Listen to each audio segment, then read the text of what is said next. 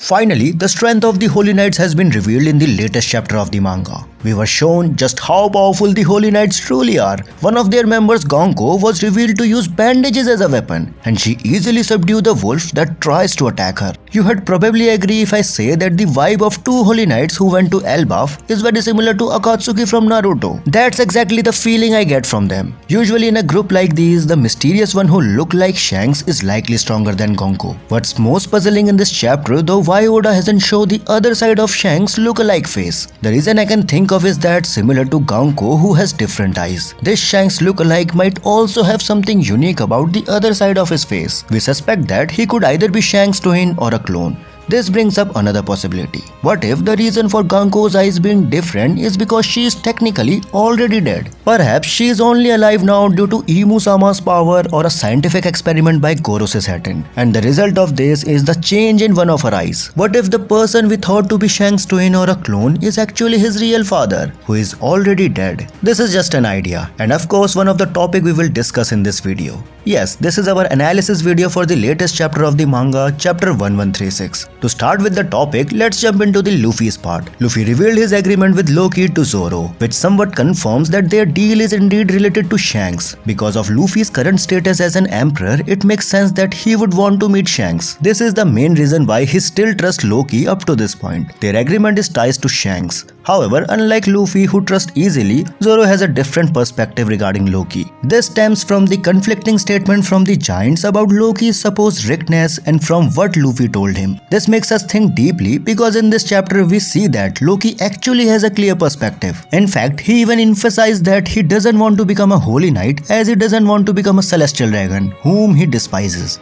In a way, he truly acted like a real warrior. This was evident in his statement regarding the fate of his dying animal companion. However, it's somewhat puzzling that according to King Herald's story, Loki is said to have killed his father. Honestly, I sense a deeper plot in this scenario. Why? Because if you notice, the sword King Herald was shown holding is exactly the same as one embedded in Jarul's head. Isn't it possible that Jarul and Loki agreed to pin King Herald's death on Loki? After all, King Herald did something that went against Elbaf welfare. The possible scenario here is that because Loki is a true warrior who adheres his own principle, he likely opposed trading with world government. It's been emphasized that he despises the celestial dragon. In the recent chapters, we also seen Loki's pride as a giant of Elbaf. He even claimed that Elbaf is the strongest country in the world. In short, Loki is deeply loyal to Elbaf. Now, if Loki discovered that his father King Herald was engaged in shady dealing with the world government, he might have confronted and ultimately killed him to stop his corrupt actions. And since the giant of Elbaf view King Herald as a righteous king, Loki and Jarul could have conspired to hide King Herald's connection to the world government. In exchange, Loki took the blame for killing his father. For me, this scenario is very plausible.